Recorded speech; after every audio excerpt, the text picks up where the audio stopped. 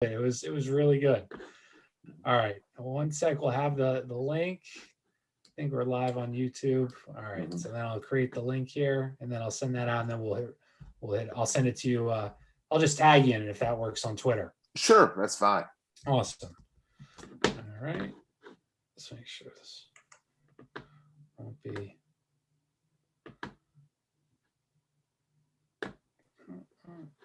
All right, perfect. All right, I'll tag you right here.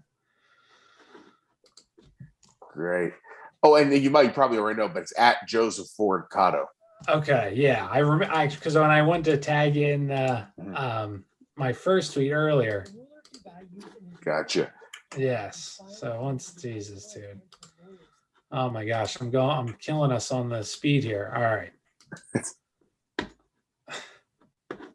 All right. Hopefully we're good. At Joseph Ford.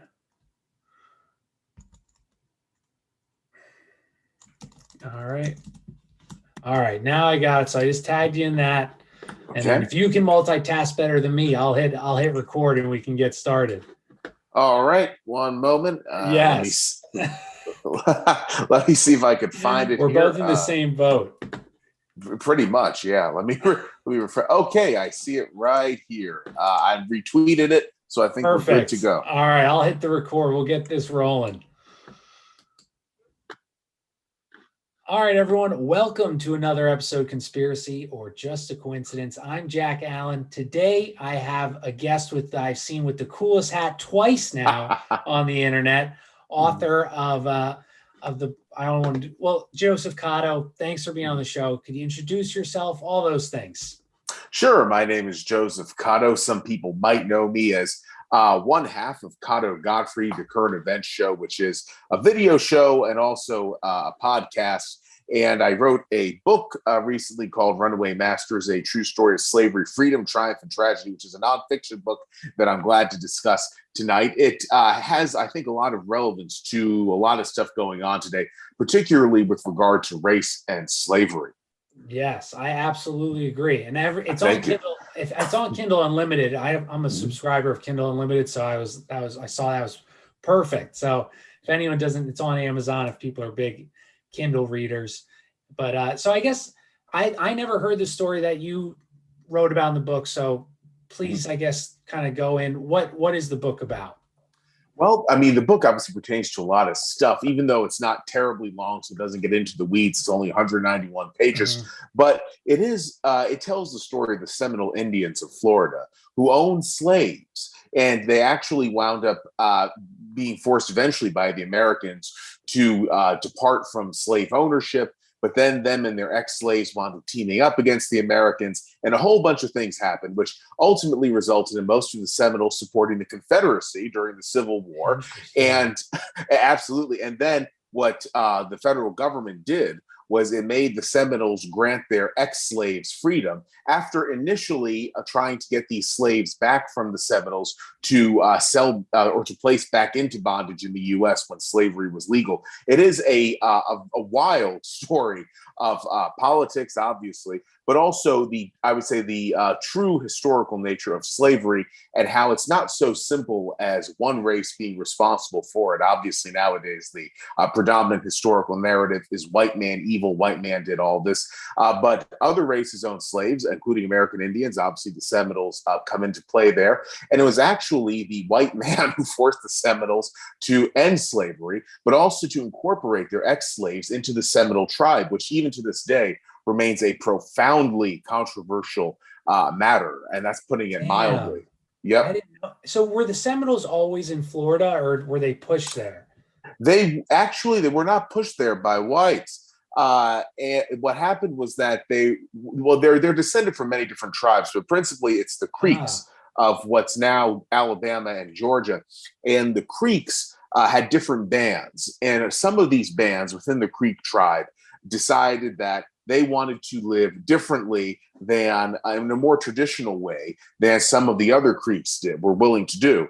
And so these dissident bands of Creeks that were traditionalists migrated south from what's now Alabama and Georgia into Florida, which at the time was before it was American, it was owned Right. by the Spanish, the French, and the British. You're right. Yeah. But the Seminoles came into Florida in the 1700s, and at that time, Florida was owned at one point by the Spanish, at one point by the British, and then went back to the Spanish again.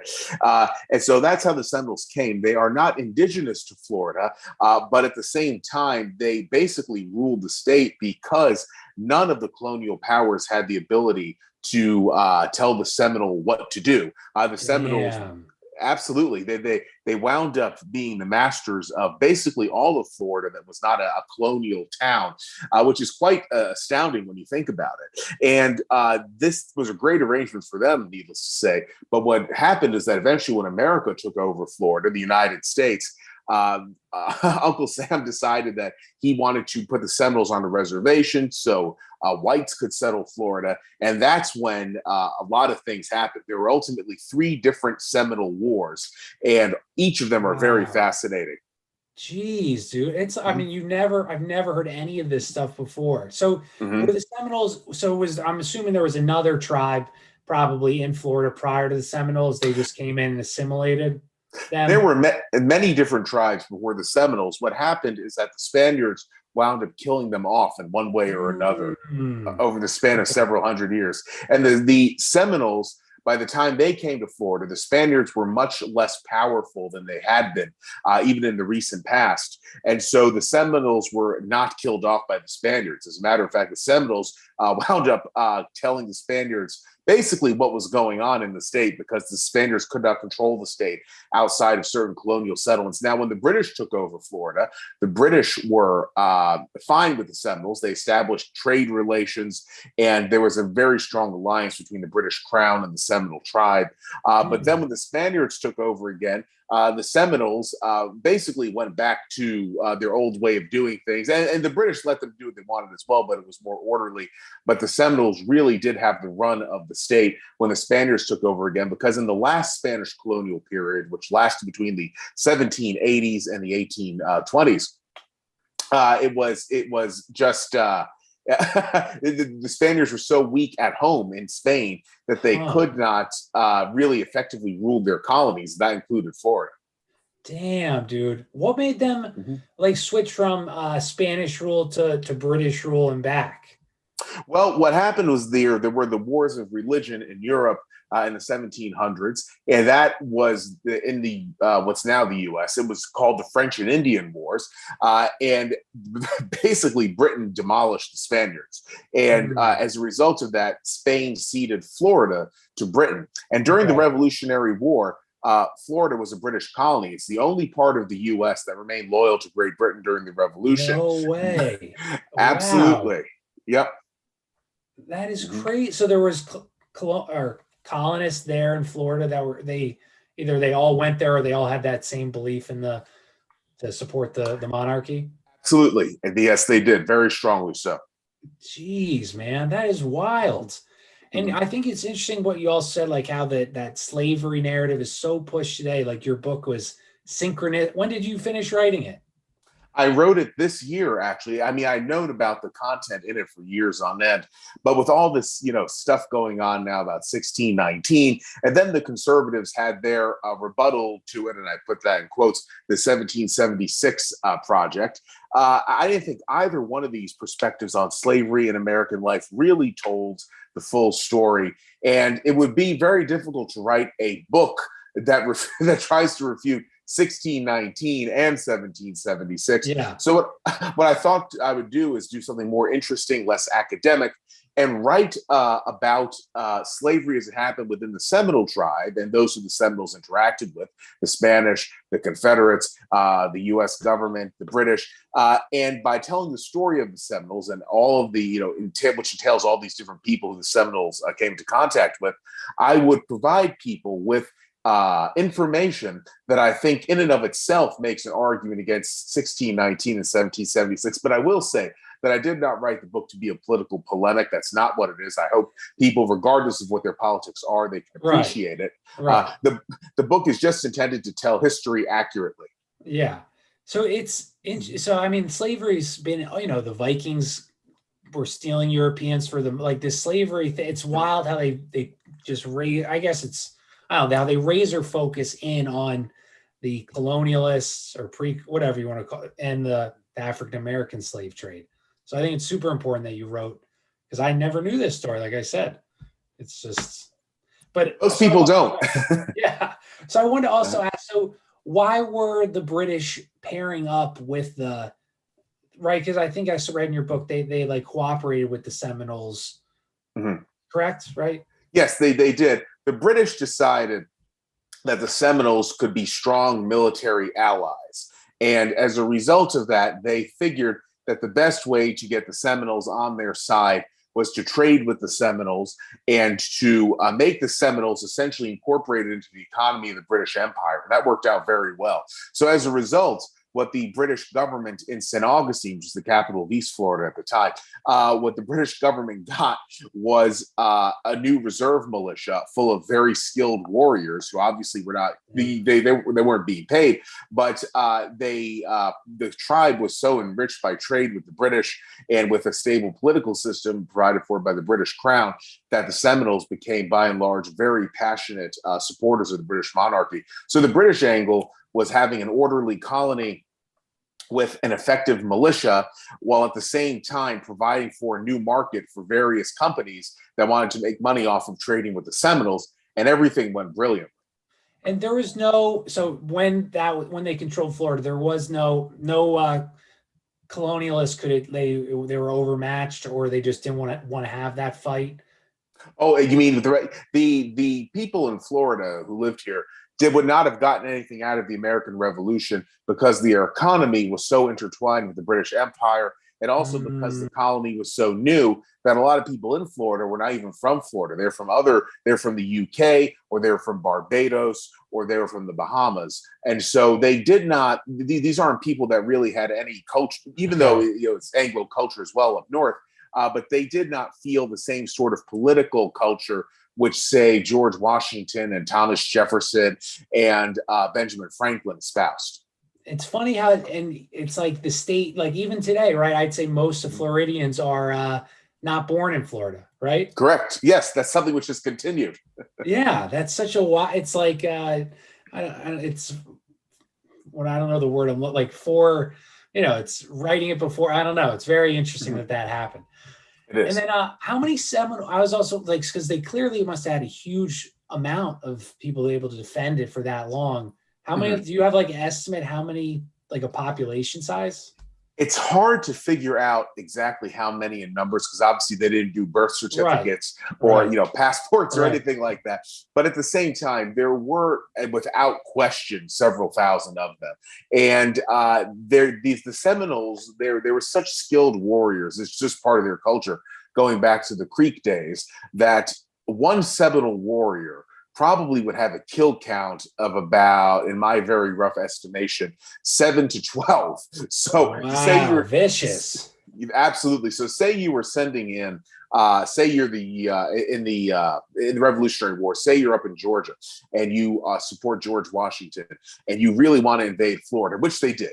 And you say, well, that's it. We're going to march in tomorrow. And we have 1,000 men, and there are only 200 Seminoles down the road, and that's that. It's almost certain that the Seminoles would have finished off this, a battalion of continental soldiers pretty easily, because they were that skilled warriors. And when the Seminole Wars eventually kicked up, because the federal government, in various ways, they first tried to put the Seminoles onto a reservation, which they did, and then they tried to send them out to what's now Oklahoma. But when the Seminoles got angry at all this and they lashed out, they kept the federal government at bay, despite being tremendously outnumbered for years on end, just fighting as guerrilla soldiers. It's amazing stuff, really. It is. So you said there was 3 Seminole Wars. So what were what are the 3? Sure. The first one came about at the time that Spain was really, really weakening in the aftermath of the War of 1812. And then there was a conflict at what was called Prospect Bluff. And there was a fort there, we'll call it Black Fort, where runaway slaves had gone to be trained by the British. And the Seminoles had facilitated this because they liked the idea of an armed garrison. This fort was right near the border with Georgia and what's now Alabama and Florida. The Seminoles wanted a well-defended fort there to ward off others. But when obviously the War of 1812 ended and basically a stalemate between the U.S. and Britain abandoned the fort, which was in Spanish Florida. It was illegally done technically, but the Spaniards were so weak. Right. The Spaniards were so weak that they couldn't do anything about it. Man, that's pathetic. It is. It absolutely is. It was really, just shambolic. But what happened was that the U.S. government tried to attack the fort because there were runaway slaves there, and the owners wanted the slaves back. And also, people at the fort had killed Americans who were passing by on the river, which the fort overlooked. And it was very successful, the U.S. raid on the fort eventually. And the Seminoles regarded that as the fort as a proxy for them, even though they weren't killed in the battle. They viewed it correctly as the opening hostility of the United States toward their traditional way of life. And so the First Seminole War went from there. And it did not last terribly long. After the U.S. took control of Florida in 1821, things were sort of on pause, so to speak, but it was a very uneasy pause. But then what the government decided was that the Seminoles should all be placed on a reservation, and that caused a lot of issues. There was not, believe it or not, a war fought over that. There were many tense political conflicts. It came to a head, really, when the first civilian governor of Florida went to a meeting where the Seminoles were being incited to rise up and attack all the whites. And the governor, despite not having any military personnel with him, it's just him and his interpreter, he walked into the meeting, up to the podium where the Seminole who was speaking was, talking about doing away with the whites. And the governor just grabbed the Seminole chief by his collar and threw him onto the ground. And everyone was so shocked, the Seminole Indians, that a white man would, absolutely, that a white man would dare to do this, that it basically made them respect the white man, but also fear what would happen, because the governor explained that even if all the whites in Florida were killed, the federal government would send down many, many more, and then the Indians would be annihilated. And they eventually understood that. And so they did go to the reservation, and this was done without a war, almost miraculously. But then what happened was that Jackson became president, and he decided that all of the American Indians should be moved out west, and the Seminoles were bamboozled. It was fraudulent even by the admission of the people who were U.S. military officers at the treaty signing. The Seminoles were bamboozled into signing a treaty to move out to Oklahoma.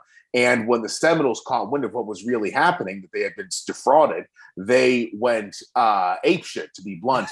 And that caused the Second Seminole War. And the Second Seminole War was by far and away the most, it was the most intense of all the Seminole Wars.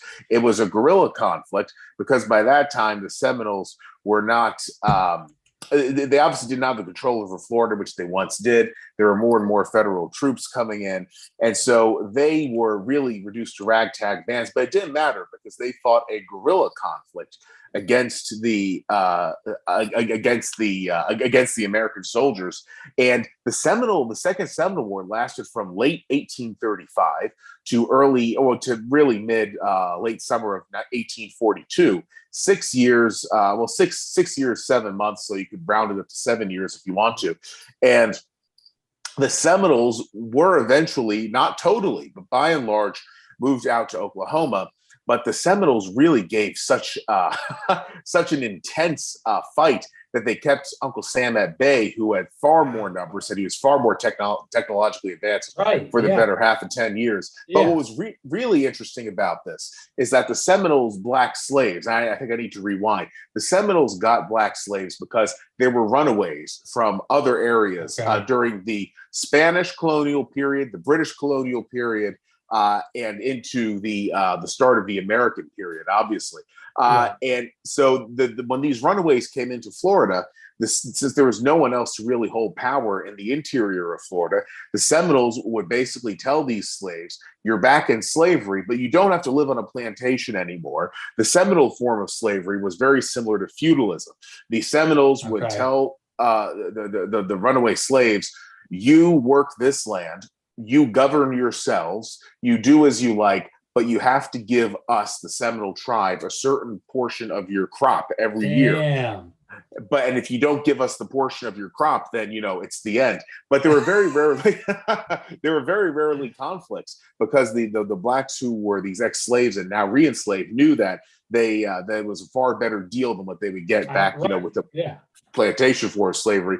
And so that's how the Seminoles came to be slave owners. But what happened in the before the Second Seminole War was that Uncle Sam wanted these slaves back. He regarded them as stolen property. And the slave trade, actually, the transatlantic slave trade, had been banned, which meant that these homegrown slaves, if you will, were much more valuable than they had been. That's so what? When did they ban the transatlantic slave? Or around? I'm not gonna. No, that's fine. No, it's fine. I think I know the. I think I know the year, but I just want to make sure that I have it. It's correct. Like they were grandfathered in. Yes, it is. Even though the slave trade was not the transatlantic slave trade was banned in 1808, by the way. Okay, 1808. Yeah. So even though that was banned, and even though these slaves were the descendants of people who were enslaved as a result of that trade, they were still not considered to be free. They would be sold in the domestic slave market. And so Uncle Sam could make a lot of money off of that, even if their owners could not be located, which is very likely the case. And so Uncle Sam really wanted these slaves back on plantations. To resell them. To get exactly. That's without question. It was very, very profitable. And so the Seminoles did wind up agreeing to give up their slaves to go live on the reservation in Florida. But a lot of the slaves, some of them fled to the Bahamas, but many of them just went into hiding. And the Seminoles could not help them. If the Seminoles caught them, they were obliged to transfer them to the military, who would sell them. But the slaves themselves, they lived in ragtag communities. And when the Second Seminole War started in 1835, which once again was because the Seminoles did not want to be relocated to what's now Oklahoma, the Seminoles decided to form an alliance with their ex-slaves. And it was profitable for a long time, not economic, but the Seminole slaves were not as nearly as good. Well, they were not, I don't want to be, but they were not as good of warriors as the Seminoles themselves. That makes sense, right? Yeah. But training versus shorter. Absolutely. And but all the same, they were not bad, and they were certainly a good auxiliary force against Uncle Sam. But what ultimately happened was that the U.S. military decided that these slaves should be separated from the Seminoles by offering the slaves freedom under American law. And that offer was made. And so these slaves of the Seminoles agreed to end their military alliance with their former masters, the Seminoles. They agreed to relocate to Oklahoma. And when the Seminoles heard about this, they obviously were apoplectic. And nice word. Damn. Yeah. And what they did was that they threatened to have a more intense conflict than ever before if this allowance stood. And so what the federal government did was it rescinded the offer of freedom from the ex-slaves. And so now these Seminole slaves were in a really bad position, because if they stayed in Florida, the Seminoles would kill them as traitors. But if they went out to Oklahoma, they did not have the status of free men, so they would be in sort of like a gray area. But they ultimately did decide to go out to Oklahoma, because the Seminoles would have just, massacred them out of total anger for having turned on them to the Americans. So it's really, really fascinating stuff. Very sad stuff. And I will say, before I get off my soapbox here, I loved it. Go for it. Thank you. What happened out in Oklahoma was that obviously most of the Seminoles were eventually relocated there as well. But the slaves, the ex-slaves, wound up being re-enslaved, not just by the Seminoles, but by the Creeks, the Cherokee, and others. And they were not unenslaved, if you will, until after the Civil War, because these tribes generally supported the Confederacy. And in order to be, once again, rightfully under Union law, they had to agree to free their slaves. So that's how these slaves ultimately were freed. It was a torturous process over the span of decades with lots of false hopes, and but they did get their freedom. But all the same, they were never accepted by and large as actual members of the tribe that they were forced. They got citizenship then, even though they weren't considered to be full tribal members, obviously, and by and large, they still are not today. So that is the story there. Very long and sad. Wow, dude, that so many. I'm trying to think, keep my questions in. But that's really interesting how the African American slave went to Oklahoma. Obviously they had to intermingle and reproduce, I'm guessing. And I wonder what status that created in their offspring. Their offspring were considered slaves as well if they were born when slavery was still legal.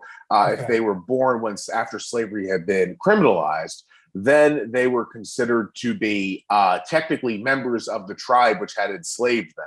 And as you can imagine, the tribes were not happy about that, right? They considered the slaves to be their property, not their equals, and so that caused problems which exist to this day. Dude, isn't it such? I don't play any video games, but I played one, Red Dawn. Have you ever played Red Dead Redemption?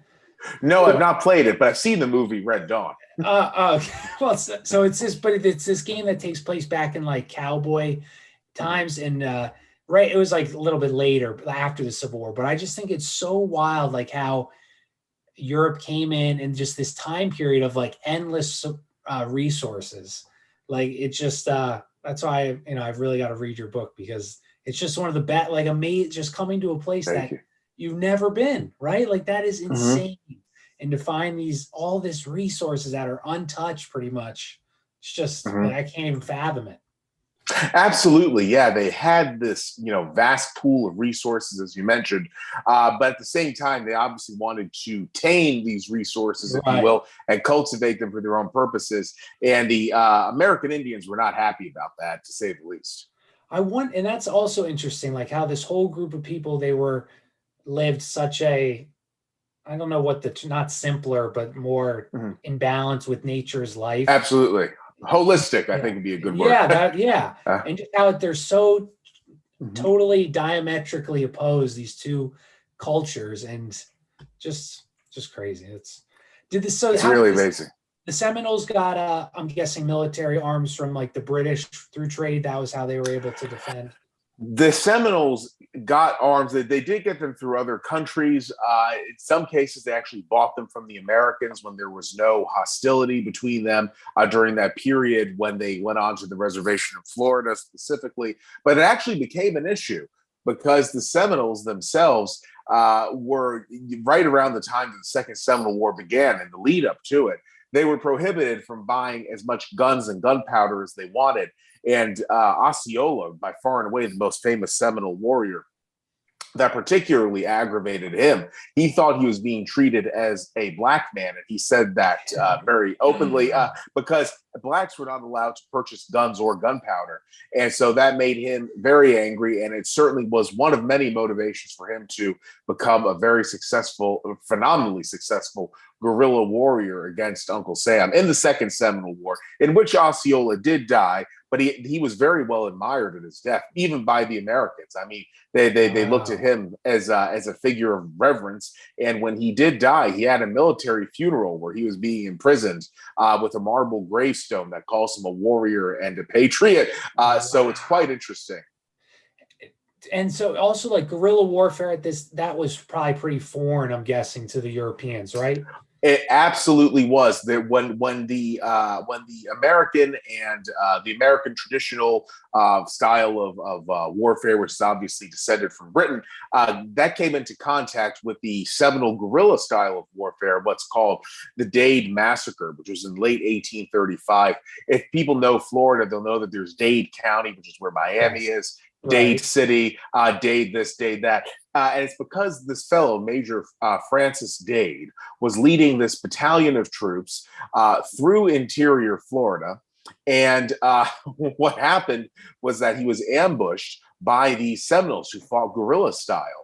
And these American soldiers were wearing these very ornate uniforms that were light blue with buttons on them of silver. And so they were very easy to see. And they were almost entirely slaughtered by this numerically weaker Seminole force. But that was the victory of guerrilla style warfare. Really, in the first major sense, over the traditional European style within the history of the U.S.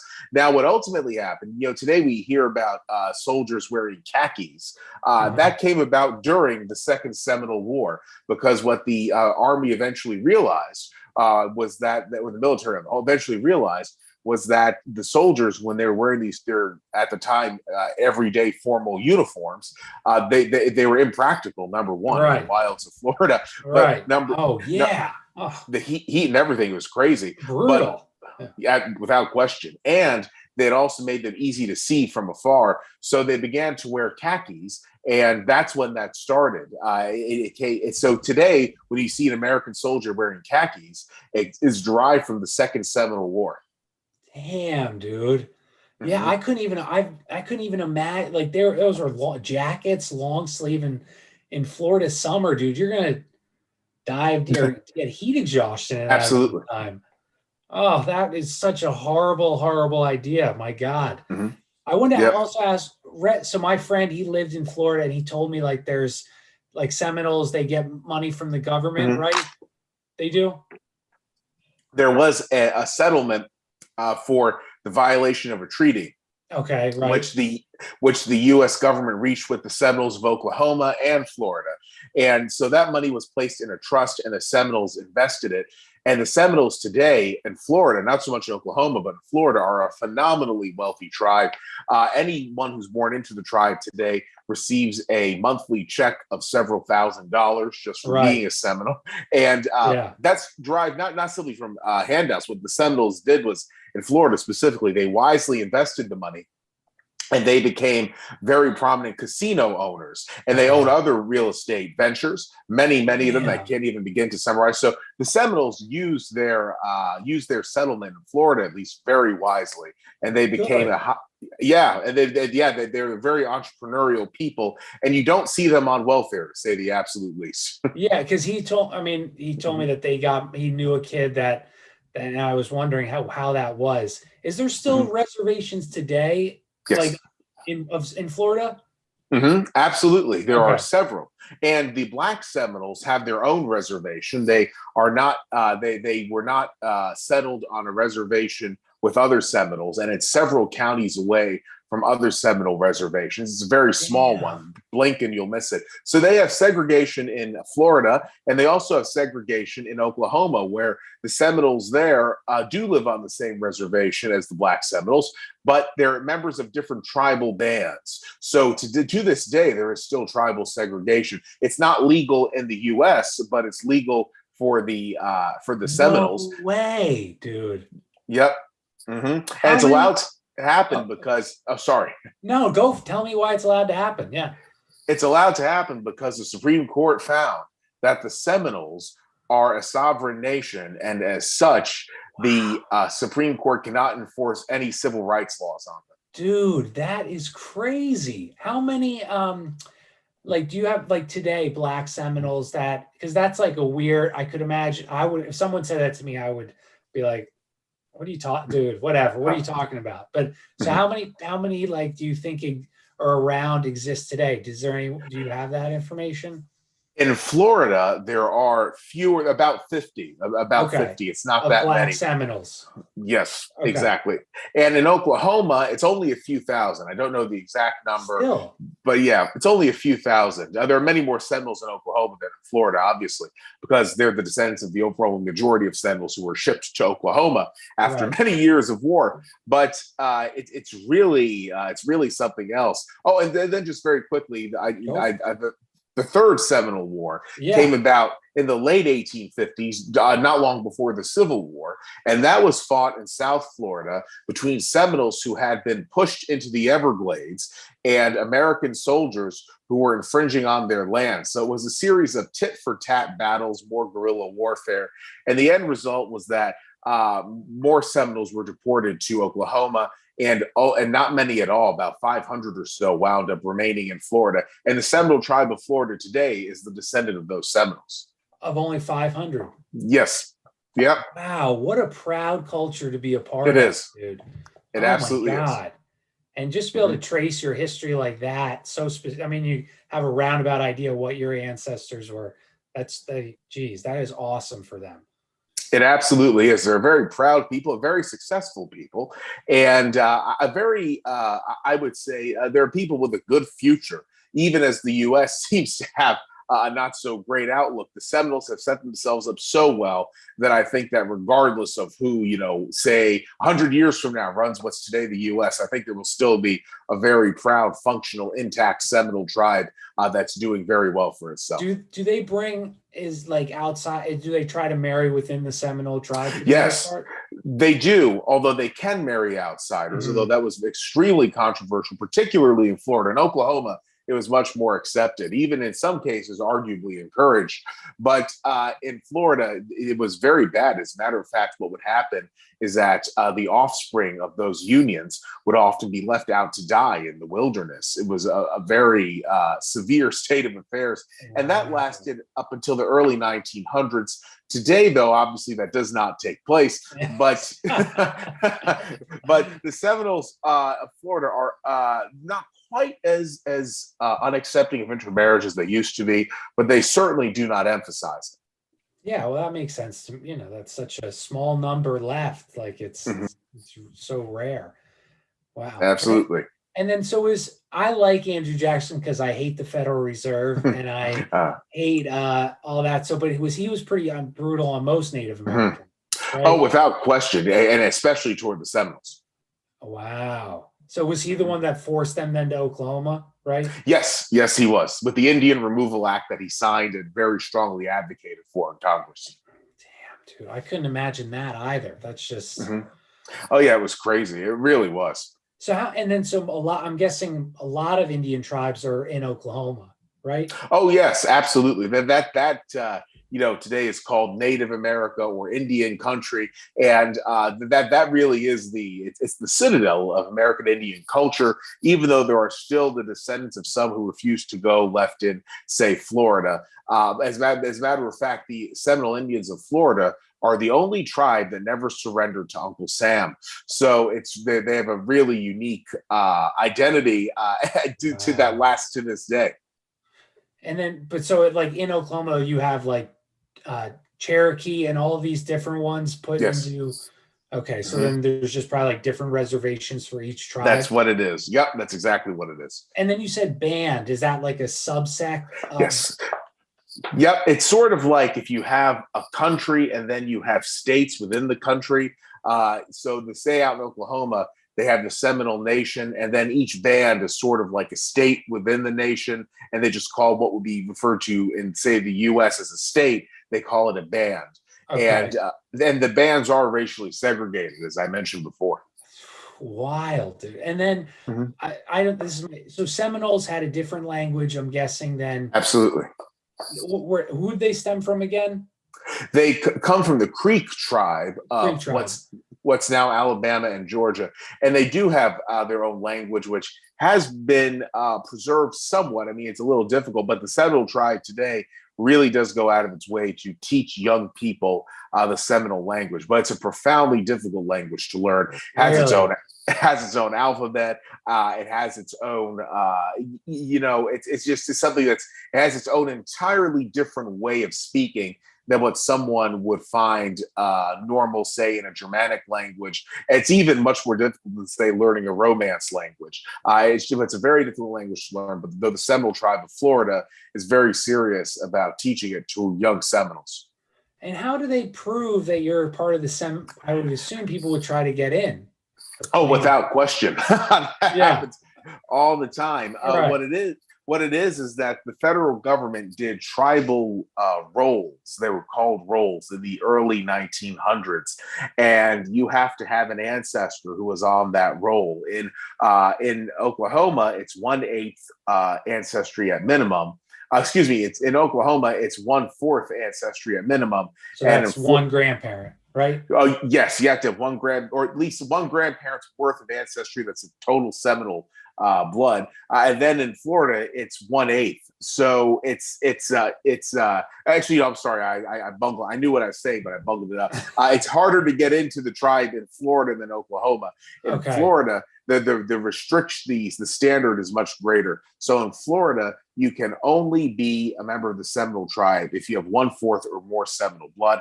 And in Oklahoma, it's 1/8. I do apologize there, but No worries. now I got it right. Yeah. And they determine whether or not you meet this qualification by whether or not you have the requisite amount of ancestors on the Dawes rolls, and which is what the rolls were called, the Dawes rolls. And they then map your descendants, the descendants of your ancestor or ancestors, I should say, on the Dawes rolls from there. As you can tell, it's a pretty complicated process, and they're very serious about it. Okay, yeah, right. So I'm sure it'd be difficult to, people are crazy though, but Without question. Have you done any? Have you done any research on any? Are you going to work on another book? Because I love that time. That time period is so interesting, and you're already well versed in it. Thank you. Well, actually, I'm going to work on another book. I already have it in mind. It's not going to be about American Indians, though, or slavery, although both will factor into it, but in a more secondary role. What it is it's going to be the tale of the French colonization of Florida and the Spaniards who slaughtered the French. And then the French who exacted revenge on the Spaniards by killing most of the Spaniards in St. Augustine. It's a really powerful story. That sounds awesome too, dude. I think it will be. I think people will. It's a sad story, but an action-packed story. I think people will find it riveting. At least I hope they do. Yeah. Oh, it sounds good to me, dude. So I heard before you said what's left. So our we'll replug the book at the end. But what do you think happened? You're an avid study of history. What happened? What's happened to the United States in the next 10, 15 years? I think that the country will become more and more dysfunctional economically. Obviously, there's not much in the way of a common culture now from sea to shining sea. And I think that will only grow more obvious. I see America becoming sort of like, although probably wind up much worse than Argentina, which used to be even wealthier than the U.S., but it was undone by internal strife, which is happening here. But it will be the Argentine situation plus say the political correctness of today's Germany, plus the insane, street violence of today's Brazil, plus strong influence from China, obviously, who will be picking up the pieces and profiting off of them. I think it's going to be a lot of different things. Oh, plus I forgot to add this, the extreme racial rancor of South Africa. I think all this stuff is combined is what awaits the U.S. And it's a very unfortunate thing, needless to say. Yeah, I didn't know. So when was Argentina because weren't they taken by the Spanish?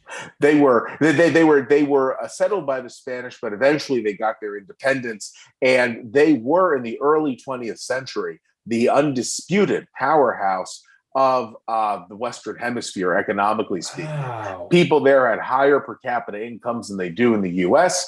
And today, people can live in Buenos Aires for less than $1,000 a month. That's how, that goes to show how far the Argentines have fallen. It's crazy. Buenos Aires was like I know this, but even in it was still a beautiful city. And I don't know, it was hard for me. Like in the 50s, it was it was a high rise. Absolutely. Different than American. Even more beautiful, actually, than most American cities. Wow. And absolutely. And today it still looks beautiful, but its prosperity that you see, etched into the buildings is certainly the product of bygone era. Today's Argentina is not the same Argentina that created the infamous, in a great way, Buenos Aires. I know this is like but what was their great export, or how are they getting so wealthy? The Argentines really, really, I mean, they did a lot of different things as a trading hub, but they were able to make a great living for their country off of cattle exports. Obviously, that was a big thing. And also the climate for doing business in Argentina was so desirable that people would come there from across the world to set up shop. The concept of a tax haven really wasn't around back then. But in today's terms, you could say it was sort of like that. And Argentina was just a place where their streets were almost paved with gold. It was a great place to do business. It had nothing near a trade deficit. It was just productive beyond almost beyond what one might think is possible. And then it collapsed. Wow, dude. I love that, the way you described America, with all the best or the most least desirable thing of all these countries, or what they're good for. That's absolutely. Awesome. So how long did it take like Argentina? I guess so today I don't know what their like GDP is, but I imagine it's relatively low. It's low, and inflation is such a problem there that, I mean, using stats from even a year ago is not really it's not necessarily accurate. What do you think happens in the because I'm like so done with red versus blue. I hate them all. But where do you see the political paradigm? Like, do you see a Republican surge because of all this crap, or no, more of the same? I think that the Republicans will do well next year. In presidential races, I think they have a tougher and tougher time, however, because of changing political demographics, specifically in key states such as Georgia. Then you have the situation in Texas, which is it's getting worse generally, but there is still some degree of hope on the horizon, only because of the Tejano vote going so strongly over toward the GOP. Tejanos are people of Mexican background that lived in their ancestors lived in Texas before it was the state of Texas. And so they've been around for a while. And these people are the ones that Texas go over to the GOP in big numbers. So the GOP in Texas does have them on its side. But unfortunately, it has many of the same problems that it has elsewhere. It also has the large cities, and especially their suburbs, trending more and more Democratic. The suburbs are the big problem. They do outnumber the Tejanos, the suburbanites in Texas. But all the same, I don't think Texas will go Democratic at the next presidential election. It might, but I think it's unlikely. The big problem for the GOP, the two states I would say that really are spearheading its descent into unelectability in presidential races are Georgia and Arizona. And I don't think either one of those states are very likely to come back to the GOP in a presidential race. But if one does, I think it'd be Arizona. Georgia, I think, is just gone. Because of all the the demographic change. Yes, okay, absolutely correct. And it's not just one group. When people refer to this, they often think of blacks moving down from up north. It's solely in Greater Atlanta, and that absolutely is driving the Democratic Party's success rate up. But it's much more complicated than that. Looking at it, I would say the situation for what the whole thing is worth. There are a lot of white lefties coming in from northern states and out west. Especially California, because the Georgia Republican government set up a film tax credit system. So it attracts these left-wingers from Hollywood who are overwhelmingly white, and they wind up not only increasing the numbers for the Democratic Party, but they agitate for more lefty political change in Georgia. So the Georgian situation just looks terrible. It is. And that situation was created by the state's Republicans with that film tax credit system. Right. Yeah, because Avengers was filmed there, and all those. Isn't that insane though that they bring that? That just seems so like clear. Like if you're leaving a place for, it's like, oh no, it was just there. I'm going to bring these same dreams here, but that was there. This is just great.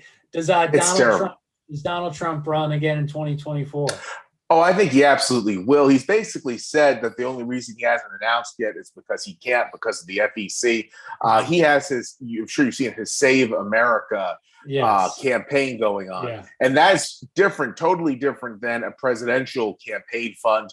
So if he goes around now saying I'm running for president, he holds these rallies, the FEC would say, well, you're really doing a presidential campaign, not anything for the midterms. And he run into a lot of legal problems. So what he's doing is just, I think, getting his name out there for the midterms. And then as soon as the midterms are done, you're going to see Make America Great Again. I think that's going to be his new slogan. Come up, and then it will be Trump 2024 officially. And I expect him to announce in November of 2022. Dude, I mean, say what you will. The guy is an entertainer. I mean, he is good at what he should have a podcast, dude. He would kill it on views. He would. Of course, they might ban him, but yeah. That's true. That's true. But he would get it, dude. I would listen to him. I mean, he's a great speaker. Is Ron DeSantis going to be his VP? I don't think DeSantis will be. I think DeSantis will certainly be in his administration. But, obviously, if DeSantis is Trump's vice presidential nominee, then Florida's electoral votes would be voided. And the Trump-DeSantis ticket would not like that at all. So I think DeSantis will do is he will be a Trump appointee, probably as attorney general. That's what I see happening there. And I would be absolutely flabbergasted if DeSantis does not run for president in 2028. And I think he would have an excellent chance, as long as there's no crazy scandal, of being the GOP nominee then. Right. So who do you think? Do you have any idea who Trump was going to pick as VP? Obviously, I have no inside information, but I do think it will probably be a minority, or maybe be a black male, someone like, if he wins in Georgia, Vernon Jones, or maybe James Craig in Michigan. That would probably be a more promising pick for Trump. Although Jones is great at energizing people as well.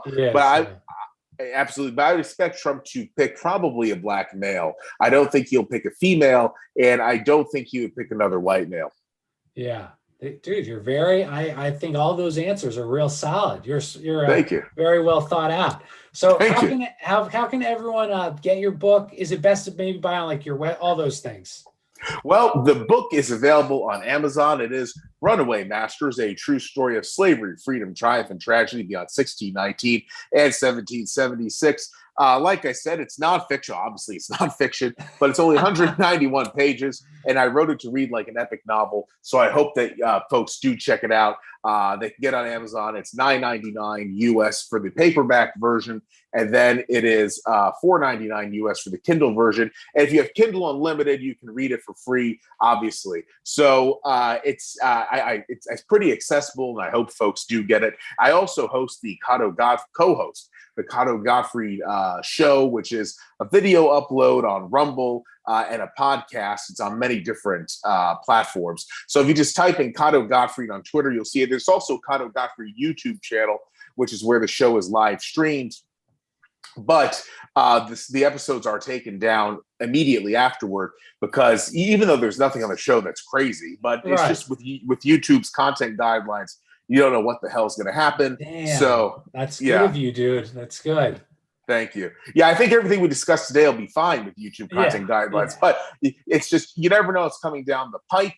And if something changes in 6 months, I don't want to have to go deal with all this stuff. So I just upload them to Rumble and put them out as podcasts. Nice, dude. I love it. Thank so you. I'll tag all your stuff in the show notes, and when I retweet it. And like I said, I'll have to read it more in depth, but it was definitely an awesome story that I've never heard before.